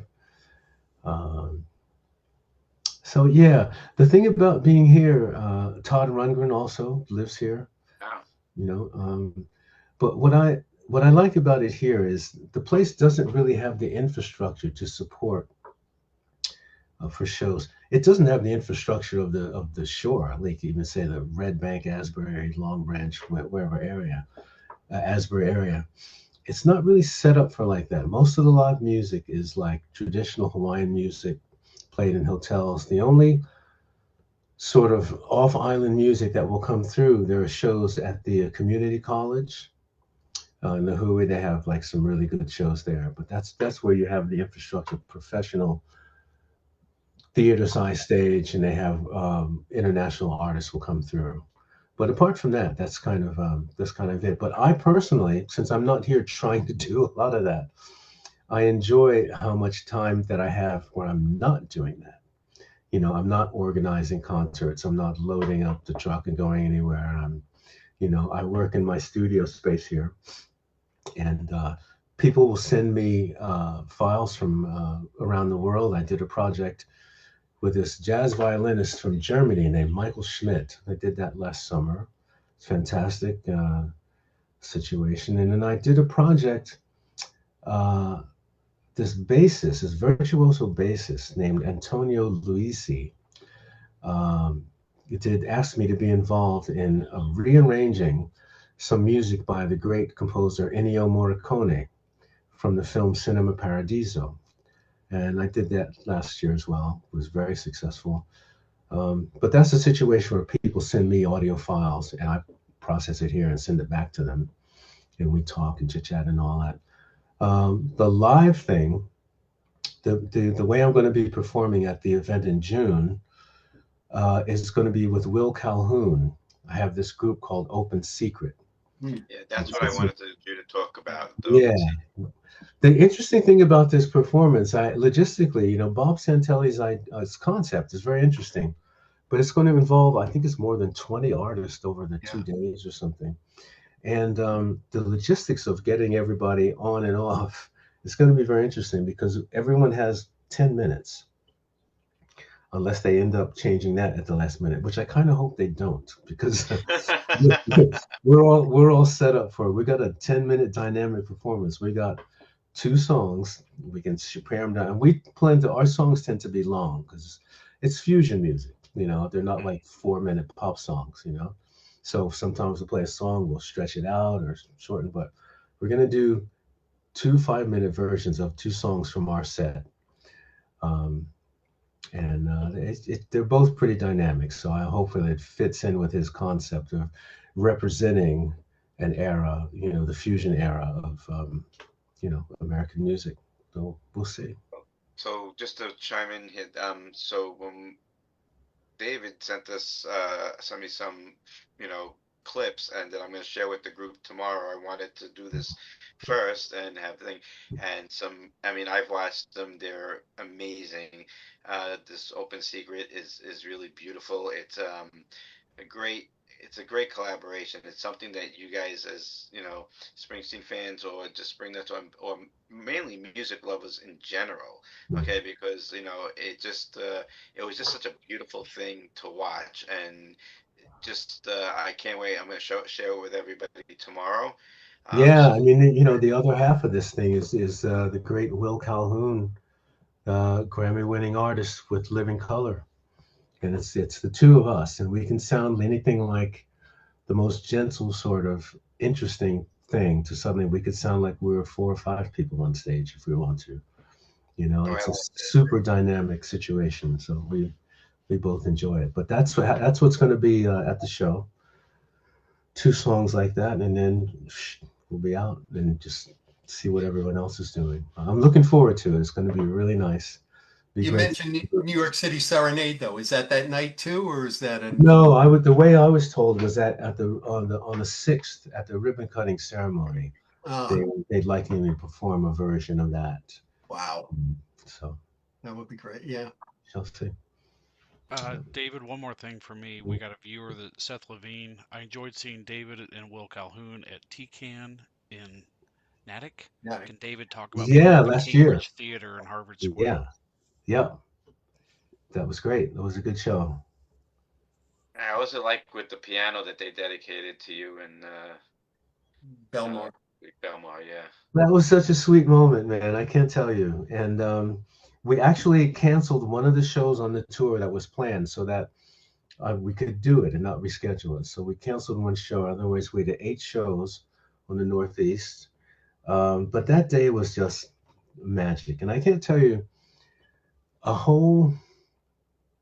such a series of events to get to that. That actually took a couple of years to get it from when they were proposing to do it to where, okay, here's the instrument, here's how we'd like to do it all. And it was my friend Kevin Maypother who was really leading the charge for all that to make every obstacle that was there, he found a way around it. And we stayed in constant touch, and eventually the whole thing came to be. But it was such a great day. And my mom's image and her memory were front and center, which is what I wanted. There were people there who had been taught by her and had so many good wishes. And luckily, and Ernest Carter and Tommy LaBella, God bless them, they came and supported it, made it something worth listening to. But I was really, really, really happy with it. I felt so honored. It's to be like something that when you're going back to what you were saying earlier, like, so, you're growing up, you didn't click with school. Yeah, you leaving school at 15 years old, your mom is not on board with it. Obviously, what parent would be? Whatever. Like, instead of having 50 ways, to leave your love, is 50 ways how to get out of school. You figured out how to do. Yeah. And then all of a sudden, all these years later, you come back and this is your mother gets to see something like this, where it all becomes full circle and you're being honored in the town, and it all worked out. And Yeah, she would have been very proud. The only way that could have been better was if she was still alive and able to enjoy it. But no, I'm sure she was just well pleased. Deserved. Definitely well deserved. David, all I can say is God bless Stelma Sancious for having that piano playing, you watching her, and now here we are all these years later, and we've had 50 years of listening to your creative genius. Oh, thank you letting so your much. kid quit school. Yeah. Well, one last question for me, David. What was it like last September at the Springsteen, the Born to Run 50th Anniversary Symposium to play with Ernest Carter again with the E Street Band? That just That was very exciting. It was very, very exciting. The rehearsals were fun. And luckily, since everyone knew what it was two songs, so everybody had a chance to sort it out on your own. So everyone showed up and knew the stuff. One moment I remember is towards the end of the song, and it's after all this instrumental stuff. It's this big descending passage. Dun, dun, dun, dun, dun, dun, dun, dun, dun, dun, dun, dun, dun, dun, dun, dun, dun, dun, and it holds like that. And at one point, Bruce turned around, was back to the audience, and his eye caught all of us. There's a 1 second I'm looking right in his eye, and then he counts it off. 1, 2, 3, and it goes back to the mic and finishes the song. But there was that one moment because he turned his back and he caught everyone's eye. He was looking, a big smile on his face, and then we dove into it. So it was a great night. Yeah, special. Unbelievable. Yeah. Well, thank you, David. We appreciate you taking the time Thank to you do guys. this. Thank you so much. It's a pleasure. Just a Oh, pleasure. thank you, David, for doing this for us. And I don't have to tell you that from a Spring Net perspective, we all love you. We adore you not just as a musician, but as a person. So my job is that whenever I look at the other screen, I'm looking at the comments and I wish you could see some of them because Oh, the common theme is not just you as a musician, because everyone just listens to you for 2 seconds will know how much joy you brought everybody through your music. But the way and we say this to a lot of people, mostly everybody we have on this show, but the Asbury music scene is something special. We feel it's like none other. And obviously you're a huge part of the Jersey scene, and the way you interact with the fans, and they feel it. If I'm going to send you some of these oh, cool. screenshots, Thank and I you. want you to see some of these things that where they're saying, well, how when they met you, how personable you were, and how engaging you were, and how you spoke with them, and you made them feel important, and you change people's lives, not just through your music, but through the way you've interacted with people, even with me. I told you, I like when I'm sitting in my office in work in my real job, and then all of a sudden I see your name pop up on my phone, and it's like, oh my God, it's David Sancious. It's like, Well, and the way we speak, it's just like you're such a personable guy, and you make people feel good and important, and we all appreciate that about you. Just so you know well, that. I appreciate you guys so much, and whatever good I can do, I'm happy to do it, and I'm happy that people respond to the way that Just that be they you. yeah. Just be you, brother. That's Yeah. what you have to do, and we wish you only the best of everything. And we're looking forward to seeing you at the music. See you in a couple of weeks. What's like Yeah. 3 weeks Yeah, away or something? It's not so yeah, long. it's coming We'll up see. sooner. Yeah. Yeah. Well, All right, guys. All all right, right. thank you, Thank you, David. David. Thank you Have so a much. great night, That's and my thank you pleasure, for man. everything. Okay, Thank you so Take much. care, man. thank Thank you. Bye-bye. you. Take Bye-bye. care. Bye-bye. Bye-bye. All right. Now the after show starring Howie, That was Ryan, and fantastic. Stan.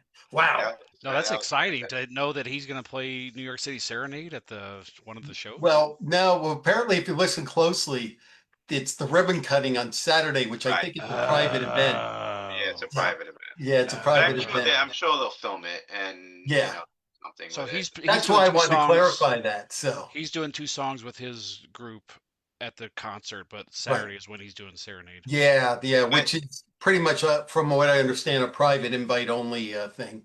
Yeah. Ryan, I have so the clips that he sent me, and I'm just saying, and you in particular, I know this is your jam. Yeah. Okay. You would love it. I'm gonna post them tomorrow, but it Cool. was really, it's a great thing when you play your clip about New York City Serenade, and he has the drummer for Living Color, and it's a great jazz, and so I think you really really like it. So Cool.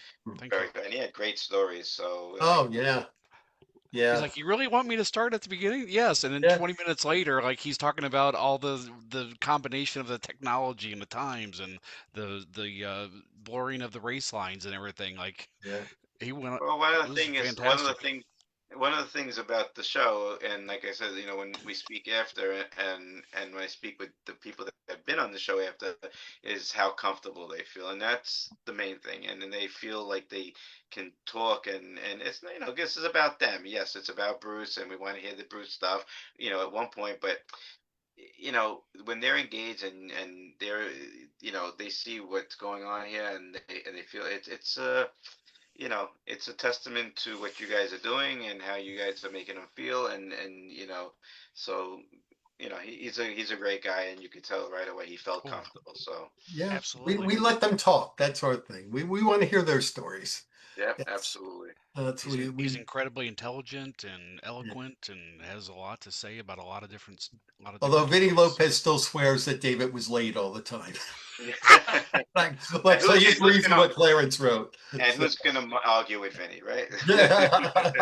No one- So Stan, I kind of like, I mean, Davy's story here kind of makes sense in the fact that it was late, early in the morning. They're Yeah. punch drunk. They turn the corner. Bruce starts saying, "Oh, E Street, E Yeah, Street." I've heard him say that. I've heard him say that. But there's this myth that they named the band East Street Band because they rehearsed there all the time. And like you Right. said, it was only a few times, but it was more just that Bruce was there. And you know how that, well, you can see me, you see Obelisk, I think you call them, or something like that. Obelisk. Yeah, Yeah. obelisk. So, and that Bruce was just staring at it, East Street, East Street. It's And incredible that and the first time they were billed as the E Street Band was the show that John Landau was at, May of 70. 1974 at the Harvard Square Theater, when he wrote it. It seemed rock and roll's future, and its name is Bruce Springsteen. That was the first night they were introduced as Bruce Springsteen and the E Street Band. Hmm. And one thing he dropped was he said Bruce has 3 albums in the, Yes, What? I wrote that down. I wrote that I down. know. I David saw you said, writing it. I'm like, yes, Stan got that. I said Bruce three has albums. 3 albums in the can that no one has heard. Wow. Wow. Well, And I'm Yes, sure I somewhere wrote that down. if Bruce is on this podcast and under a pseudo name and saying, and he's probably like, how like Seinfeld does with Newman. He goes, Newman. Yeah. Well, he's right. David. David. Yes. Yes. So we Well, got an David's exclusive. David said like a year ago, maybe 2 years ago, that like the Souls covers album Volume 2 was like in the Oh yeah, can. that They were could be gonna one. tour, so that's one of them. But like that's what's the other 2 albums? Like he's got three Right. albums in the can, Wow. Crazy. I know you thought after Tracks 2 came out, right? 7 albums, that there might not be much left, but apparently as you just said, we've heard there is a Tracks 2. Matter of fact, he did a photo shoot with Danny Clinch on Springwood Avenue in Asbury Park about 2 years ago. And so that's what I thought it might have been for. I don't know, but and Bruce also did a photo shoot with Danny in Ocean Grove December or January before they rehearsed there. And I don't know what that was for either, but they did a whole, in the Ocean Grove Auditorium, they did a whole photo shoot. Or as Danny told me, they're in various other places too. So Very So cool. that's Stan, for a future project. so Stan, we talked about this earlier. Like when this tour came out of the blue, it just made sense logically that there would be a leg 2 leading up to the midterms. But knowing that David said in an interview, and Howie, Bruce was like, David! Yeah. Because David said, like, Soul's album Volume 2 is coming out and we're going to tour behind it. Yeah. Maybe you're right. Maybe there's not going to be a second leg. Maybe he's going to drop Volume 2 and maybe they're going to do something else. Like maybe he'll do something with the Soul covers thing. I've learned you never know. Right. Nobody knows. Who, John who doesn't thought, even know. who thought he would do Broadway, right? I remember when those rumors started and I'm like, what? What? But, and then it was like, are you serious? And it's like, Broadway? Okay. And what do we get? 200 shows? Something like that. Stan, I remember very clearly listening to Jim on Wild and the Innocent. This is like, I don't know, 6 months before the Broadway thing hit, and the rumor was, I don't know if it was in the Post or something, it was like, Springsteen is going to have play, shows every night, every, 6 days a week. And it was like, what are you talking about? Yeah, Well, lo and behold, we found out what it was. yeah, it was the New York Post. That was the first newspaper that broke the story. And what got me was like, I think this was legit because it was their Broadway writer who broke it, who obviously has sources in the Broadway world. And it wasn't just written from, National Enquirer or something. This was Right. their Broadway guy reporting this. And I was like, I think this could be true. But it was like, really? Wow. Wow, wow, wow. So you never know what he's going to do. I stopped guessing years ago. Matter of fact, this tour now, I don't know where we're in February, and it was like I got a message from someone who works for one of the arenas. Said, "Hear anything about a tour?" I said, "No, I don't think they're touring anywhere this year." He goes, "Stay tuned. You're going to hear something in a week or so." I said, "You're Really? kidding me." Oh, He shoot. goes, "Nope. Look out for some dates." And he was right. He was right. It was like I was Oh, this is stunned. that's his previous. Oh, okay. I thought you Yeah, meant this coming no, up. this is this tour this year. Yeah, Uh, this is just this past February. I got a message from someone said you're going to hear something in a week or so. Yes, something is happening. so let's talk But about the MSG last night. yeah, So it was, first of all, it was my first show, mine and Julie's first show. It was truly phenomenal. I mean, I'm not just saying that from you know, uh, have to say because we run the group. I really enjoyed it. First, Bruce is like I catch splits and clips of the streams sometimes, but I don't watch. I wanted to enjoy the first show as a whole, so I didn't want to watch too much. I knew the set list and obviously, but Bruce sounded phenomenal. I mean, he was really, really in good form. He was definitely in feeling the crowd. The crowd was really, really good. The one thing I will say right off the bat, okay, me and Julie had GA, okay. We did not walk into the GA, okay, line into the pit, okay. We didn't walk in till I would say 7:25, I would say, okay, and we were 3 rows deep, okay. We were right up as you know what, okay. It was like not, and this is Madison Square Garden we're talking about, okay? It's not, it was a big show and whatever, you know, all this, questions about when should we do, and then sitting in doing this pit line for 16 days and all this stuff. Okay, I'm telling you, I mean, if anyone's wondering, and you don't have to do it. I'm but I got to telling be up front. Got to touch Bruce. He's going to look at you. me. Okay, he's not Ah, gonna. I'm just saying this in the most respectful yeah. way that I can possibly say. They just don't stress yourself over it. Again, and I've done this a bunch of times in the pit where we just come, we come like 7:30, 7:25, and it's never been a time. I'm not saying we were up front. I'm not saying okay, but 3 rows in an arena show. Okay, we're not talking about a stadium show. An arena show, 3 rows in, you're in great shape, my friends. Okay, great shape. Okay, we were right up there, and it was phenomenal. The energy was great. I gotta tell you a great story, Ryan. You're gonna love this part Yes, I'm because listening.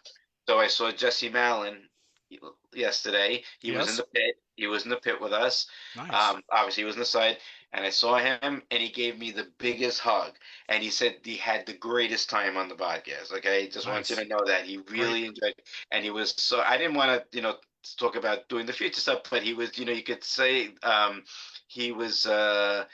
He was just, I saw it for the corner, and he just gave me the big smile, and I walked over to him because I didn't want to really bother him, but then we caught eyes, and I said, okay, let me go over, and he was in a chair, obviously, and whatever, and he just gave me the biggest hug, and he goes, I had the best time. I'm like, we had the best time. Yeah. So I said, I'm saying, I'm glad. Nice. I'm really glad you feel that way. So that was a good thing. So I heard, well, everyone knows Bon Jovi was there, and Tom Hanks was there. Julie said she saw Jessica Springsteen. I couldn't catch her. Yeah, I she was she was there because I saw John Salerno's daughter put up a photo and of them okay. together. They're Yeah, good. no, Yeah, we spoke with John also. He's yeah, he's great. He's yeah. just it's like he's just there, but it's great. So Rich Russo, everything, but the band was clicking. I thought it was great. And then Stan, I have to say something that you said weeks ago, and I did, and I said it in my video post that I put. That Murder Incorporated was by far okay, and that was one of my favorite rockers of all time. I had the bootleg 20 years before the song was ever released. The horns definitely add a lot. I mean, it's very powerful, and Stevie's guitar at the end. But it was like a freight train, Yeah. and I actually liked it. Oh no, actually I shouldn't say that. I loved it when I first heard it live and during the reunion tour. Um, I actually liked the album version better, but this this tour it's like a freight train. It's Yeah. on one song that stood out, not for any thing that had any message to me or anything like that, but just the music. It was really, really powerful. Yeah. And yeah, I mean, they got the Brooklyn show coming up Yeah. next. I'm going to that. You got GA for that, or you have seats? It's a game time decision. Okay. I think. Yeah. Um, but I am going to be in Brooklyn. There's going to be a great meetup. Everyone should come. The meetup, okay, Yeah. the meetup, the meetup in the garden was fantastic. Yeah. Yes, it was super crowded, but it was fantastic. Yeah, I Hats hope off. to go to that. I know you can't do it. I hope to go to that Saturday. I'm going to the show Saturday. I'm going to take I the can't train go out. Saturday. Yeah, I can't go Saturday, but listen, I'm happy with the Brooklyn. If it's Brooklyn's my last show, it's my hometown, and I'm good with that. I feel like it's apropos. Not expecting anything special, other than but I don't think we're getting anything special. I no, no, no, no, no. I got to tell you, and this is another thing, by the way. I'll tell you a funny story. So, listen, I'm in, known as, if you know me, I'm in Nick Euphoria right now. Okay. So, I actually wore two shirts yesterday. I wore my Nick shirt and I wore the Springnut shirt over it. So, I went to the tailgate. I wore the Nick shirt. When I went to the garden, I did the Nick stuff. And then, even Julie wore a Nick shirt yesterday, and I brought a hat. I thought for sure that Bruce would definitely mention Knicks last night, only because listen, they just made the Eastern. It's a popular thing. He's in the Garden, okay, and I figured he'll mention it just to get a cheap pop reaction from the crowd. And I actually bought an extra hat that I don't wear. I said, okay, you know what? We were at the, we were just roaming around the pit freely, and then we went to where he does 10th Avenue Freeze Out, and by the walkway, and when he came by we were right there, and he held the hat out. He looked right at it. He locked in on it, but he didn't obviously take it. But I was like, come on, it's Madison Square Garden. Right. It's the Knicks. Come on, get on board. He's not a basketball fan. He's I really know, not a They sports told fan. me, Salerno and Rich both told me he's not a basketball guy. I said, okay, but it doesn't have to be a basketball guy. He's gonna be. It's a New York thing right now. You know what I mean? Yeah, well, I thought maybe he'd say, where the Knicks play their games or Right. something So like did that. I. That's why I Yeah. taped Wrecking Ball. I thought, boy, he was gonna Yeah. change it, and I was like, he's missing the boat on this. But If it that's was just Yankee my Stadium, maybe he'd get a baseball reference, but not basketball. right. And You got he was. you got stay hungry, stay alive, stay hard, stay hungry, stay alive, stay I know. safe. Yeah. Right? Yeah, at Yeah. the end. Which someone told, I thought that's the first time I heard it, but someone said he did it at the Atlanta show too a few weeks ago. So He was in Stay. great spirits. He felt the yeah. energy. It was definitely, it was good to see him. And I will say one thing on a serious note, what thing on, and which I always, as far as on the politics part of it, and I'm saying this, you know, I gotta say, so once I got to see him face to face, okay, like, I've seen the videos, and it's one thing to see videos, you could see how this thing is really important to him. It touched it. It's not like, yes, he has to read some of the things off the teleprompter just to make sure he's saying what he wants to get out. And I get that because it's a beautiful, message and speech that he's saying. But he's like, especially when he did it toward, during Chimes of Freedom, and that message is the one message that I love that he says is that, he hates the distance, he hates the, between the citizens and and he doesn't want to live that way, and the way he puts it is so, profound and eloquent as he always does. But just I was watching him intently, and you could see it deeply affects it. It's not just words for him. It's not just like, okay, we're doing another show and I'm going to read all the and I'm bringing out the message. Every time he brings out the message, it's something that's deeply affecting him. It's something that really, it's this anger, of course, and all that stuff. But it's also like he doesn't. He really hates the way this world is turned into, and how people and all this stuff. So, you know, it was one thing that I came out of that show with. Obviously, the music was fantastic, but I will say that watching him say the words it was so very, very sincere. It wasn't contrived. It wasn't anything. It was like it's affecting him. It's something that's very, very personal to, and that's the one thing that I came at. But it was great to see everybody, who was there. Tons of people of Spring Nuts were there. It was really great. I'm sure Saturday night will be amazing. Will be off the charts, I'm sure. Yeah, we're So I'm winding not up. I'm not dialed into the NBA like you guys, so I hate to say that, but the Knicks will play who in the next round? So as Cle- that thing is being stretched, my man. Well, we don't know Cleveland or Detroit? Cleveland or Detroit. Oh, and it's tied 2-2, right? Yes. Yeah, now it's 2-2. And they're gonna have a huge layoff. They're gonna have like a week or more layoff Well, between each the Knicks series. could use it because they got some banged up players. But listen, I hope they go 7 games this other games and let them beat the hell out of each other, and then the Knicks will be waiting So for that'll them. be the semifinals then? Yes. No, that'll be Okay. the conference finals. Conference Whoever wins finals. that, yeah, whoever It'll wins be the- that is going. They'll make it. They made it to the Final Four. So This seems early. Like, isn't the championship usually like mid-June? This seems yeah. early. Well, we still got one more series to get to the finals, and the finals That's will true. start the first week of June. That's true. It's been Well, exciting. The Knicks have taken over the town, that's for sure. so did Philly just kind of blow their wad, playing the Celtics, and they just didn't have anything left to play against the Knicks? Is that That's a good were the way of Knicks putting it. were Yeah. the Knicks really sorry? Didn't It's mean to okay. wound anybody's ears.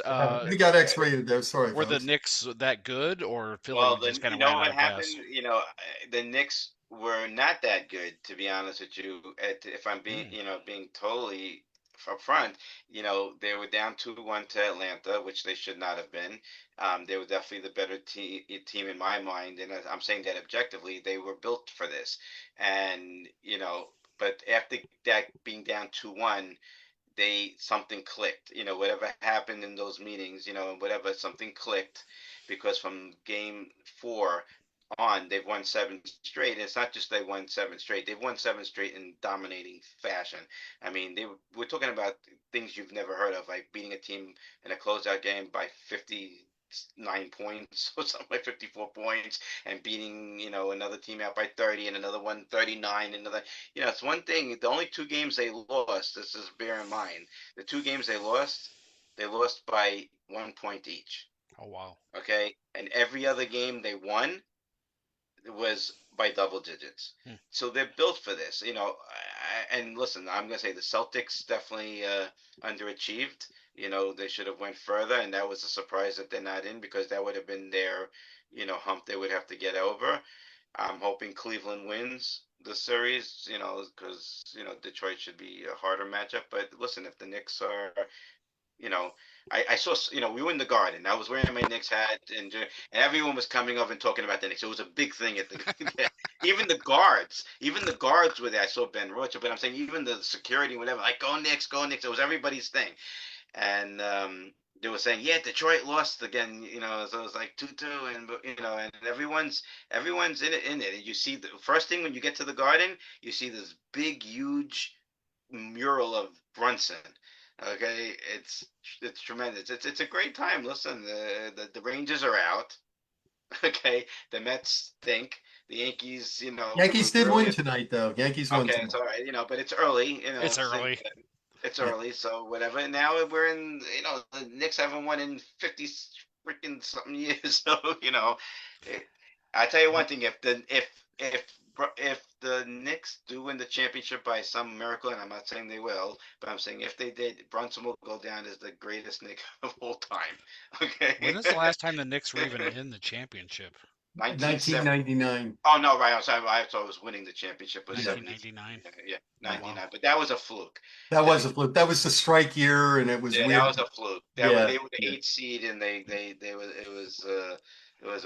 But the one in 94 they should have won, and they blew it. John Starks. Yeah, but Yes. he's also the one that got us, and he could go Yeah. either way. But it was like, yeah, they blew it. They were up 3 games to 2, and they lost the next 2, and that was a heartbreaker. So we're due. It's exciting. Ryan, when the Knicks are hot, they're about the hottest thing in New York City. Okay. It's all the celebrities go to the games, all the big names are there, and just everybody gets. Plus, they haven't won a championship since 1973. Wow. So a lot of disappointment. I worked there. Worked for the Knicks for 6 years in the early Yeah, 80s. that blew my Yeah, mind. the Bernard King years. I was there all for all that, and the Patrick's first 2 years. But no, it's a very, very big deal. I can't imagine. They talk about how much Bruce tickets are. I can't imagine how much those Oh Knicks no, playoff that's tickets why are. that's why the Knicks fans go to places like Philly and LA. You could buy a Yeah, ticket in Atlanta for, yeah, for by flying back and forth and getting a good seat, and it's cheaper than going to the Garden if you lived here. Wow. yeah, Okay, that's insane to me. yeah. What's So crazy to me as a sports fan, it's like Knicks being in New York and they've gone that long since success. Like that just blows my yeah, mind. it blows a lot of people's mind. The Celtics have won a bunch. The Lakers have won a bunch. The Nets have been the two five. They haven't won one, but yeah, it's just they've been snake bitten. They Yeah. just haven't been able to get Michael. You blame Michael Jordan stopped them from winning I a was lot gonna of say, championships. unfortunately for them, they had great teams, but it was with the Yeah, Bulls. So, yeah, couldn't get by Jordan. Cost them a few championships. So uh, Howie, anything to discuss about Serenade or No, anything we so need the only thing to? I'm going to bring up is that we're getting close. Obviously, I did work with Y Hunger today about getting the tickets out to everybody, which is coming very, very shortly. I will give you guys a heads up when they're coming. I provided them the final list of, with all the the email addresses and everything, so everyone that's supposed to get a ticket will get a ticket. So that's coming up next. Um, the archives things I'm still waiting for them. You don't have to worry. It's happening. It's, God willing. The only thing is like they kind of get that ticketing thing up and running. So I'm just waiting for that. But otherwise, whatever. Those are the next two things. Um, the Saturday things have been worked out. I will send out a final itinerary also very shortly. I will, keep repeating that Sunday, it will be, a very special day. A lot of surprises, we want to give bring to you, and we're not going to go any further than that. But it's going to be really, really fun. We try to make things different every year, and this year will definitely be one of those days. Definitely will be one of those serenades. So it'll be fun, guys. And all the songs that you've been, and including me, I'm not saying this in a bad way. Including all the songs that we're bitching about because we're not getting it, well, this will be the opposite. This is going to be the fun, the fun Springsteen show we're in not the going to sense. hear "Because the Night" 10 times. Oh no, no, you're not going to get because of the night. Please, That God, one's no. off. Oh, No, Jesus. that one's off. I can Yes. guarantee that. And it's going to be a lot of. It's going to be so much fun, guys. It really is. I'm looking Good. really looking forward to it. Howie, the Good. basic structure is 12 to 5, 12 to 6 with the 12, no, DJ. so it's a lot going on that day, like we said. So, for people who can't get their shirts on Saturday, okay, we will do it Sunday morning. Um, At the Berkeley or at the Pony? at the Berkeley first, Okay. okay, because we have time show, and we'll do it, weather permitting, we'll do it outside. That's the going plan. Then we have time show, and then so his show ends at 11. The plan is to open the doors at the Pony at 11:30 so people can come in and whatever. But the Pony will uh the serenade will officially start at 12, but we want to get people in so we could start on time and all that. And it'll be two halves, but you're not going to want to miss either one of those halves. So I strongly Funky suggest Mofros from 3 to 6, right? Funky Mofos from 3:30 to 6. 3:30 to 6. Got Well, it. they're not paying 2.5 hours, but we have things that are going to be in the interims that I can't divulge and whatever. Yeah. So but again, it's all going to be part of um it'll be part of the thing. And then so it's either Saturday night you could pick up your shirts, or Sunday morning you'll pick up your shirts and stuff. And yeah, that's gonna be a fun day. But yeah, I'll give you the itinerary as well. And Ryan has with Mary Jones, and we'll be doing some stuff, whatever. I don't know, I mean, on Saturday maybe early. I don't know if Mary will give me the full rundown soon, what's ever happening in the end. But ooh, it's a whole weekend of fun. Okay. And then Jesse Malin at the gal. I was lucky to get 2 tickets. There were only 70 tickets. I got Yeah, I right, know. but yeah. Like, you know, So this is what happened to me. For anybody watching, I went in at. I was sitting here looking at the clock on Right. my computer, 8:59. At 9 o'clock, I went in. I hit that link. It says no tickets available. I'm like, I Yeah. literally just got in here. But then at 9, I kept cycling. At 9:01, boom, they were there, and I got 2 tickets. Oh, good. You So got 2. Yeah, that's what I did. It was a little, it wasn't like Ticketmaster that it didn't go on till about whatever the time was, 12 right, o'clock to 30 seconds after 12 right, o'clock. But then it right, finally went on. right. Yeah, I put in 2 and got them right away, but I know a lot of people didn't. And I saw Tina and they were like considering a second show, but she's like, it would be too much for everybody, even for Jesse Especially to, for him. yeah, I yeah, mean, yeah, yeah. yeah. So that will be something. All righty. all right. All right, Good. guys. It's Thank been you, great. Howie. Howie, Thank one you. question. Yeah, Somebody's go ahead. asking, I mean, other people, if somebody can't be there for this T-shirt pickup, a friend or somebody can pick it up, right? If they're gonna Yeah, see yeah, that person. yeah. Okay. If listen, we're gonna be strict in the sense that we have a list and we're going off the list, and the people that are running this thing um, who's coming and who's not coming. You know what I mean? So it's fine. Someone could pick up the shirt for sure. All right. All right. All All right. right, guys. Thank you. Good night, All right, everybody. guys. Have a good Thank you, night. Howie. All Good right. night. Thank you, Adios. Ryan. Go See you, Knicks. Bye-bye. Stan. Go Knicks. Bye. Next. Go Knicks. Bum, bum, bum.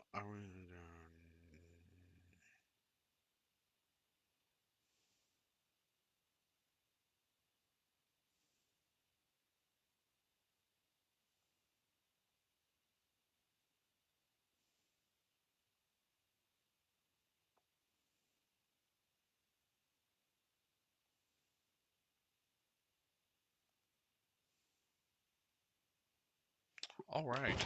Well, sorry, I was distracted there. For those of you that missed it earlier, I want to play this whole thing. If you want to stay here and watch this, great. If not, that's fine too. But if you don't want to stay and watch this, check it out. It's fantastic. It's Davey Sanchez playing New York City Serenade. How do I share? Share. Aha. If you want to stick around, great. If not, that's okay too. Share sound, share. We're going to start about there.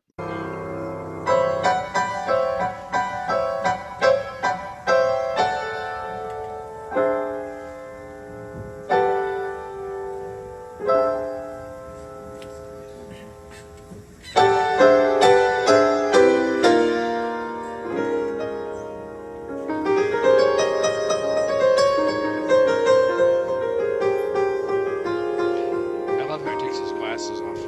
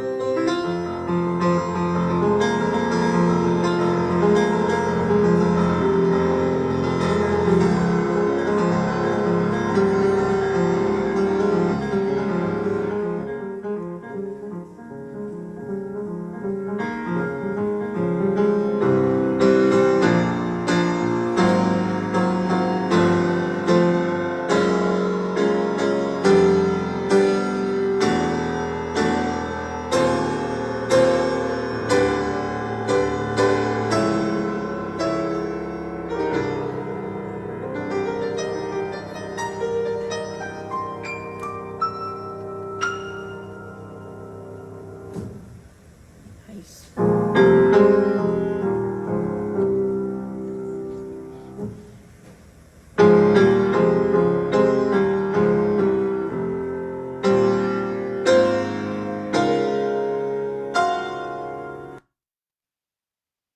What? Hello?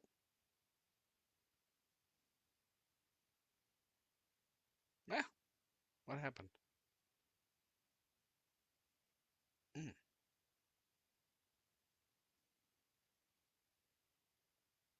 mm-mm.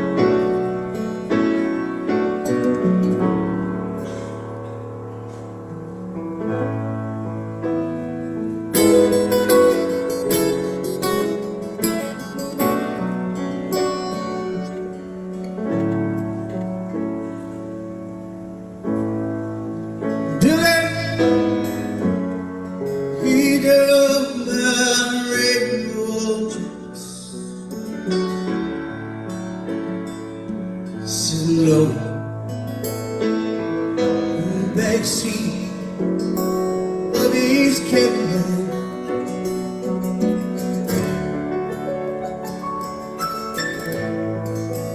Diamond jacket,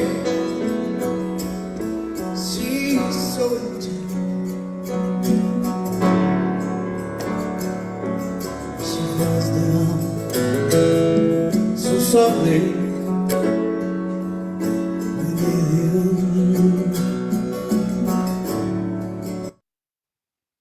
I have tested a ton of chairs, and the Hayworth Fern sits in my top chair picks. It does an amazing...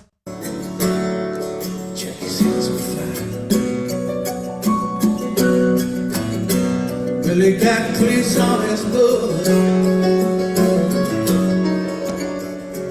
Yeah, they're gonna book a little down funky Broadway, just like this. Hey, come back home a little. It's midnight man hell. There ain't no time to get cute as a man, no.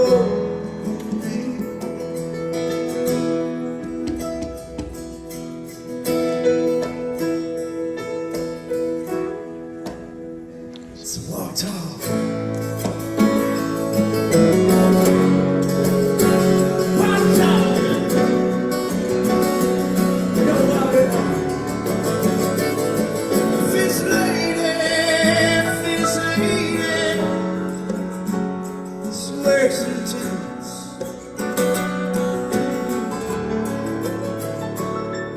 Take cornballs, ain't got no so easy.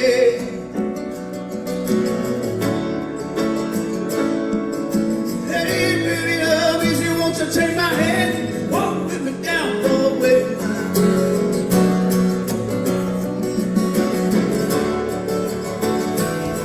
Won't you take my hand, easy with me down Broadway.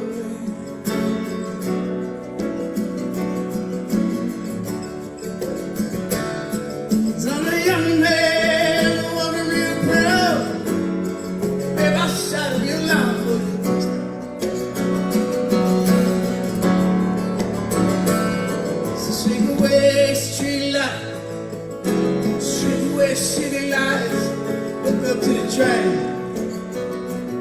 go to the night train, oh, the night train.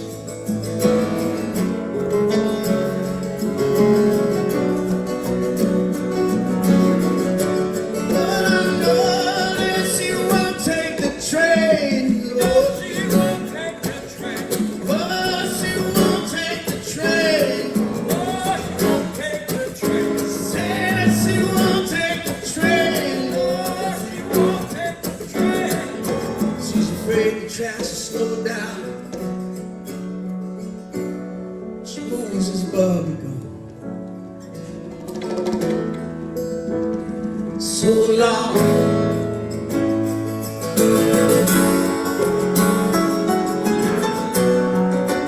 Sometimes you just gotta go.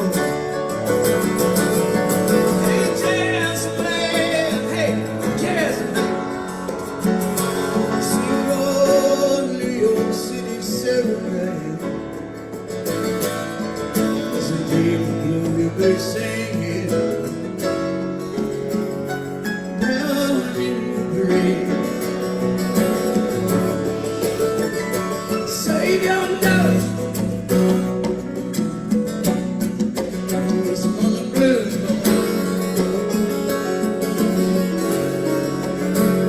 Save your notes.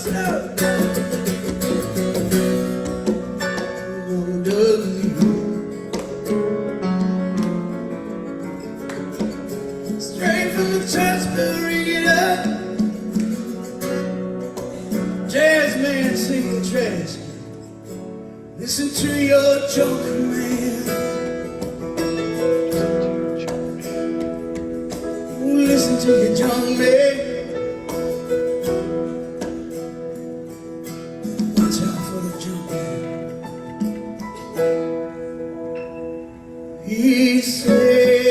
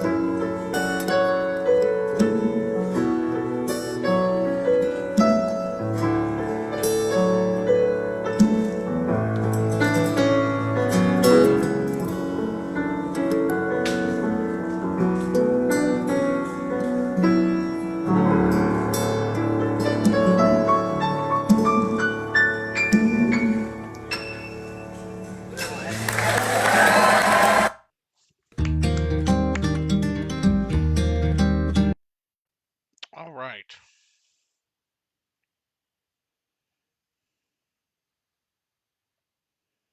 All right. I am out of here. Have a good night, everybody. Be well. Be safe. Take care of yourselves. Take care of each other. Adios. We'll see you down the road. Thank you to everybody for coming and watching and spending time with us. We will be back. I'll be back.